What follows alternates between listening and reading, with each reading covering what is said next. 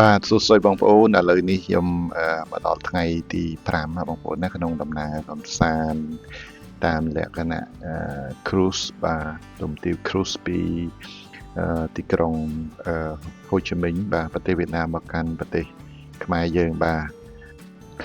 ហើយក្នុងថ្ងៃទី5នេះកម្មវិធីសម្រាប់ថ្ងៃទី5គឺក្រោយពីយើងញ៉ាំអាហារពេលព្រឹកហើយយើងទៅមើលត្រាស៊ូព្រៃត្រាស៊ូដែលខ្ញុំបានធ្វើក្នុងវីដេអូមុនណាបងប្អូនបាទហើយយើងបន្តពីទៅមើលព្រៃត្រាស៊ូនឹងហើយក៏យើងទៅមើលគេហៅថាវត្តមួយដែលល្បីល្បាញនៅប្រទេសវៀតណាមហ្នឹងហើយគេជឿលើមានជំនឿខ្លាំងនៅលើវត្តហ្នឹងណាបងប្អូនហើយ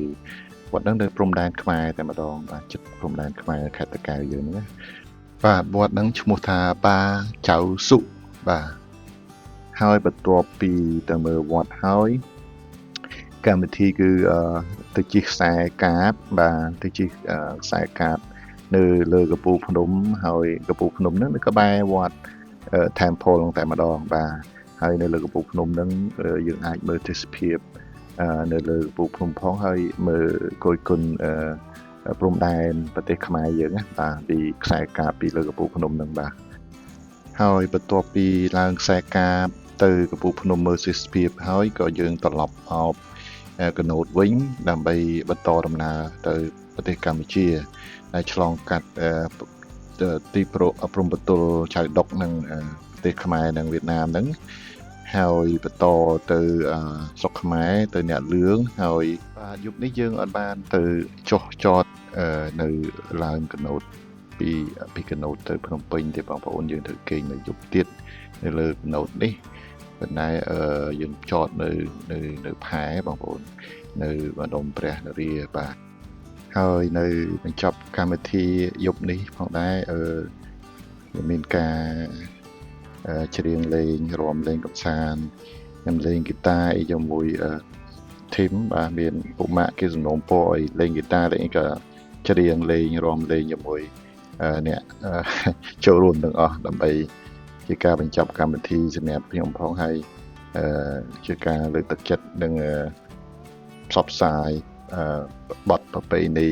ចម្រៀងប្រពៃណីខ្មែរទៅឲ្យបរទេសដឹងផងអញ្ចឹងណាបងប្អូនហ្នឹងហើយអញ្ចឹងចាំរងចាំទស្សនាធូរនេះពឹស្ដាទាំងអស់គ្នាណាបាទអូខេឥឡូវនេះយើងមកមើលប្រាសាទឬក៏ Temple មួយទៀតក្នុងដំណើរថ្ងៃនេះហើយមុននឹងទៅជិះខ្សែកាបនោះបាទខ្សែកាបនៅខាងលើនោះអញ្ចឹងយើងមើលTemple សិនបងប្អូនបាទ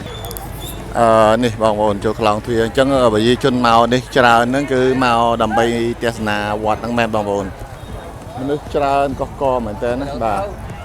ខ្ញុំតែឃើញមនុស្សមកប្រពៃអពូនដូចពិធីបុណ្យអីចឹងណាកាយក៏អត់តាន់ប្រាប់ខ្ញុំឌីថេលថាវត្តហ្នឹងមានស្អីពិសេសទេបាទបើតាមមើលថាមានដូចថាស័ក្តិសិទ្ធិគេមកសុំសេចក្តីសុខមកសុំឲ្យជាជំងឺមកសុំអីចឹងណាមានជំនឿសាសនាគេបាទមើលប្រជាជនមកគឺថាច្រើនហើយវត្តនេះគឺសាងសង់ស្អាតណាស់បាទមើលកំពូលប្រាសាទអីស្អាតមែនទែនហើយសាងសង់យូរហើយមិនដឹងថាសតវត្សទីប៉ុន្មានចាំមើលឲ្យខ្ញុំសួរកាយបាទហ្នឹងហើយបងប្អូនកាយគាត់ពយល់ថាភ្ញៀវមកច្រើនឬក៏ប្រជាជនមកច្រើននោះដោយសារបន្ទាប់ទៅចប់បុណ្យចូលឆ្នាំវៀតណាមអញ្ចឹងប្រជាជនគេនឹងគេមកដោយសារគេមានជំនឿលើវត្តហ្នឹងណាហើយអញ្ចឹងគេមកសុំសេចក្តីសុខសុំបួងសួងឲ្យត្រូវឆ្នោតធ្វើអីហៅលុយហៅស៊ីមានបានអីចឹងណាបងប្អូនបាទហើយកាយគាត់ប្រាប់ខ្ញុំត្រួសណាខ្ញុំចង់បញ្យល់ត្រួសពេលវត្តនេះដែល popular ខ្លាំងគឺគេមានជំនឿដោយសារមាននៅលើកំពូលហ្នឹងធ្លាប់ជាកន្លែងដូច status ព្រះរបស់គេបាទជារូបបដិមាករព្រះធំអីហើយក្រោយមកព្រះហ្នឹងគេយកពីលើកំពូលភ្នំមកហើយក៏មកធ្លាក់នៅកន្លែងតំបន់នេះហើយគេសន្មតថាតំបន់នេះគឺជាតំបន់ដែលព្រះហ្នឹងចង់គង់ចង់ស្នាក់នៅអញ្ចឹងណា ហើយគេក៏បានធ្វើវត្តនេះឡើងវត្តនេះក៏សាងតាំងពីឆ្នាំ1600ផ្លាយណាបាទយូរហើយឥឡូវនេះគេចាត់ទុកថាវត្តនេះក៏ជាបេតិកភណ្ឌពិភពលោកបាទជា World Heritage by UNESCO ចឹងហើយបានយើងឃើញប្រជាពលរដ្ឋនៅទីនេះមកច្រើនហើយឮថាក្នុងរដូវរវល់ខ្លាំងរដូវបុណ្យភ្ជុំដែលរដូវបុណ្យគេទៀនដែលប្រពៃណីគេហ្នឹងណាក្នុង3ថ្ងៃវត្តនេះគាត់ថា donation ក៏រកបានរាប់លានដុល្លារដែរគាត់ donation ចូលវត្តហ្នឹងគឺរាប់លានដុល្លារអញ្ចឹងគឺថាគឺរវល់មែនតើបាទឥឡូវនេះយើងចូលខាងក្នុងបាទយើងគាត់អត់ធូបអីហើយសំបួងសួងសេចក្តីសុខពីព្រះពីអ្នកសេចក្ដីដែលស័ក្តិសិទ្ធិនៅទីនេះចឹងណាសូមឲ្យសុខដល់គ្នាបាទដល់ខ្ញុំផងដែរខ្ញុំអ្នកកាមេរ៉ាបានអត់ទេបាទនេះប្រភពព្រះអង្គបាទព្រះដែលគេគោរពបាទនេះប្រភពព្រះអង្គដែលគេមកគោរពបូជាយើងអាចទៅដល់គៀកទេព្រោះមនុស្សវាច្រើនពេកបងប្អូនបាទយើងបាននៅពីចងាយមើលប្រភពពីចងាយអញ្ចឹងទៅបាទនេះថាវាជិតចូល20ម៉ែត្រពីកន្លែងខ្ញុំថតនេះទៅបាទនិយាយទៅជុំវិញសិតតែមនុស្សតែម្ដងបងប្អូនអើយបាទគឺជឿដល់ក៏បាទជុំវិញសិតតែមនុស្សបាទ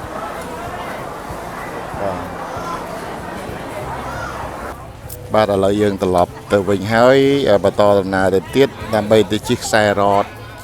នៅលើភ្នំនោះបងប្អូនបាទខ្សែរ៉តហ្នឹងយើងនឹងទៅមើលទិដ្ឋភាពនៅព្រំប្រទល់អាចមើលទៅដល់ប្រទេសខ្មែរបានណាបាទនេះបងប្អូនយើងត្រូវឡើងខ្សែកាបនឹងឡើងទៅលើភ្នំបាទហ្នឹងហើយខេបលហ្នឹងដែលពួកខ្ញុំត្រូវឡើងជិះទៅលើភ្នំបាទ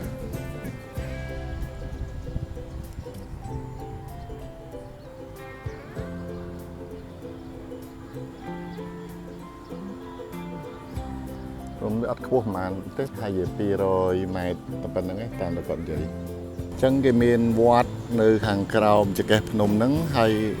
ភ្នំនេះគេអាចឲ្យមនុស្សជិះ cable បានទៅលើកំពូលភ្នំហើយនៅជុំវិញនេះគេមានជាផាកជាអី entrance គេល្អស្អាតបាទចេះរលុយបាន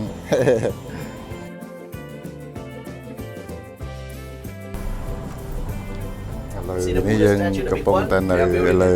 cable បងប្អូនបាទYeah, this is why I hate Sunwork because they keep buying មើលពីលើនេះវិញបាទ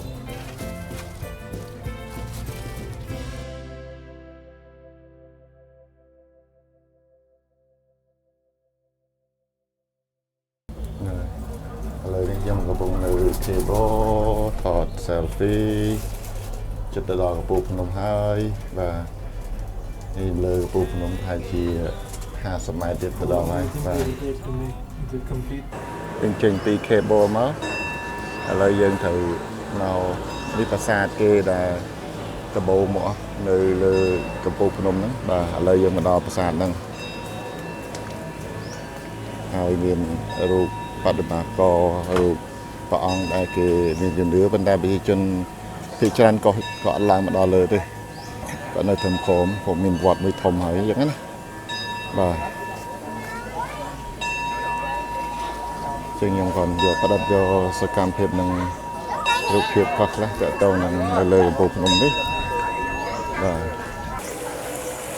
បងប្អូនមកដល់នេះនៅលើកំពូលភ្នំតែម្ដងយើងមើលពីក្រោមមើលទៅដូចជាសោះក្រោះណាតាមមកដល់នេះមើលទៅស្រស់ស្រាយបងប្អូនអើយបាទស្អាតបាទនៅលើកំពូលភ្នំបងប្អូនបាទគឺធ្វើវត្តឡើងមានដើមឈើដើម្បីទឹកអីចឹងបាទមានភ្នំមានអីស្អាតបងប្អូនស្អាតអូខេបាទតាមតំណែងមកតំណែងចឹងណាបាទស្អាតមែនតើហ្នឹងហើយខ្ញុំបាននិយាយច្រើនតាក់ទងនឹងវត្តទេព្រោះ មិនសូវពិស្ដារដែរប៉ុន្តែចង់ថតដុតយកទេសភាពស្រស់តកានេះដើម្បីឲ្យបងប្អូនមើលកំសាន្តលេងទៅបាទបងប្អូនគេមកនេះគឺដើម្បីមកមើលទេសភាពពីលើកំពូលភ្នំទៅលើវាលស្រែនៅទីក្រុងចៅដុកនេះបងប្អូនបាទហើយនេះទេសភាពវាលស្រែនិងភូមិនេះដែលយើងឡើងមកមិញមានប្រជាជនស្កុះកមើលវត្តមើលអីហ្នឹងណាបងប្អូនបាទហើយខាងស្ដាំដៃនោះបាទខាងស្ដាំដៃនោះគឺប្រទេសខ្មែរប៉ុន្តែវាអាប់មើលអត់ច្បាស់គាត់ថាមានតែមានភ្នំប្រមាណភ្នំ7ភ្នំបាទខណ្ឌព្រំប្រទល់ខ្មែរនិងវៀតណាមអញ្ចឹងដោយសារពពកអញ្ចឹងទៅមើលអត់ឃើញភ្នំហ្នឹងទេអញ្ចឹងយើងមើលពីនេះទៅអត់ឃើញទឹកដីខ្មែរយើងទេបើដោយសារពពកបាទនឹងគេហៅព្រែកទេបងប្អូនព្រែកទេឬក៏ព្រែកទេដែលវៀតណាមគេជីកជំនាន់មុនបាទជំនាន់មុនបារាំងឬជំនាន់បារាំងនេះខ្ញុំចាំដែរតែយើងហៅព្រែកទេនៅហ្នឹងឯងនេះបងប្អូនបាទចឹងមើលឃើញដែរពីនេះទៅបាទទៅវិញហើយ The Buddha is big. ទៅវិញហើយបាទ So they bombed already?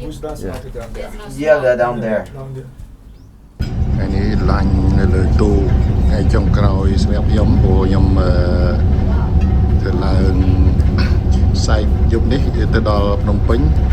ទៅលំឡើងខ្ញុំ check out ភ្នំពេញខ្ញុំអត់បន្តទៀតទេអញ្ចឹងថ្ងៃនេះសម្រាប់ឡាញ់គឺថ្ងៃចុងក្រោយរបស់ខ្ញុំបាទហើយមានហូបខ្លះមានត្រីអូត្រីខំនេះបាទហើយគេទេ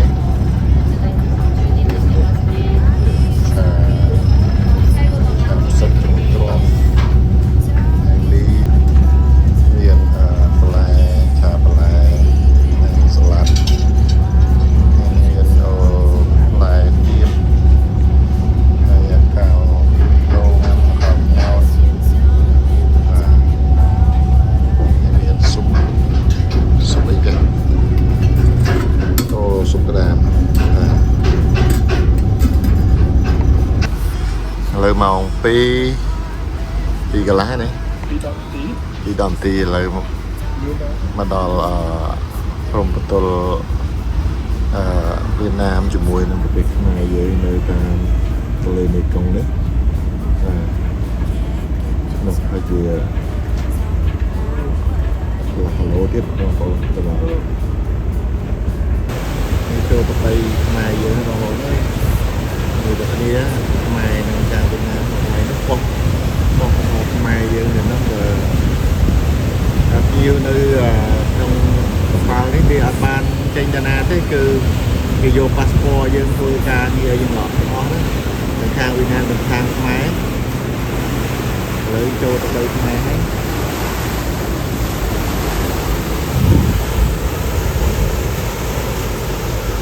ឡើង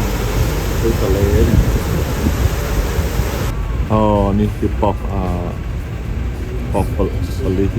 border នៅព្រំប្រទល់តាមផ្លូវទឹកយើងបងប្អូននេះ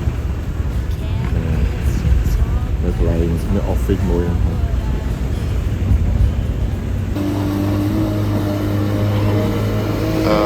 នេះប៉ូលីសគេមកឆែកបងប្អូនប៉ូលីសគេមកឆែកទុកយើងប៉ូលីសខ្មែរយើងទៅចូលព្រំប្រទល់ខ្មែរយើងខាងវៀតណាមយើងអត់បានវាយចេញទេប៉ុន្តែខាងចូលប៉ូលីសយើងមកឆែកបាទបាត់ស្រាតែពេលត្រាទៅចាំឆ្លងទៅប្រទេសវៀតណាមគឺបូមសាច់ទៅបងបូមហ្នឹងបូមនៅនឹងតំដងបាទបូមហ្នឹងគេទៅជាចៅដែលសាច់នៅដល់សាច់នៅដល់ទឹកហុកទៅដល់ហុកទៅហ្នឹង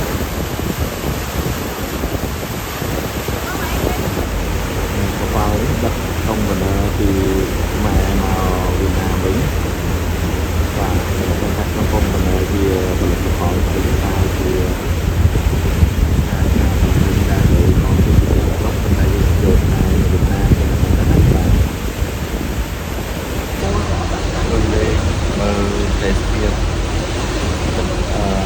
រឿងហើយបងប្អូនសម្រាប់រឿងន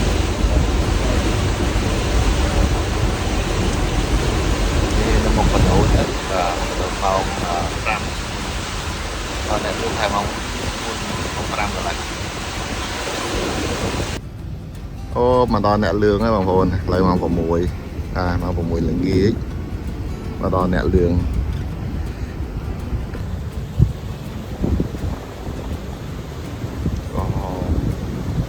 ថ្ងៃរៀបលេចបាទ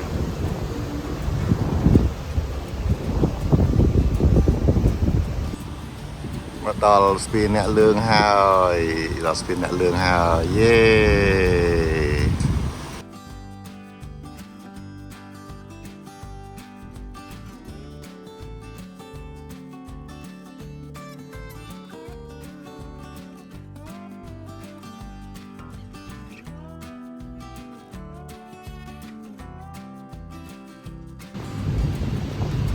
sunset បាទ sunset នៅលើ cruise ថ្ងៃចុងក្រោយរបស់ខ្ញុំហើយថ្ងៃទី5បាទដើរបាន5ថ្ងៃ4យប់ហើយបងប្អូនយប់នេះគេងមួយយប់ទៀត5យប់ហើយបាទស្អែកថ្ងៃទី6ខ្ញុំចេញដំណើរទៅសៀមរាបវិញបាយបាយនេះមកដល់គៀនស្វាយម៉ោង7កន្លះបងប្អូនដល់គៀនស្វាយមានផែមួយផែថ្មីសម្រាប់គេយកតំណែងកុងតឺន័រយកមកដាក់នៅនេះបាទនេះផ្នែកខ្ញុំដែរដាក់ខ្ញុំគៀនស្វាយបាទ How are you tonight? Okay, actually, you know, today is my last day for the cruise, for last night. So tomorrow I will departure to hometown first. I hope to see you again soon. But today, as my friend requested for me to sing a song and play guitar. Actually, I'm not, like I told you, I'm not a professional player, but I like to play. So. This time, I would like to bring 3 songs of the Cambodian popular classic music. The first song is about Saturday night is a holiday night. So today is Saturday, right? Yeah, that's right. So the concept of the song is Saturday is a holiday, so everyone come and join the dance and celebrate the holiday together. Okay, are you ready? All right then, let's start. Yeah.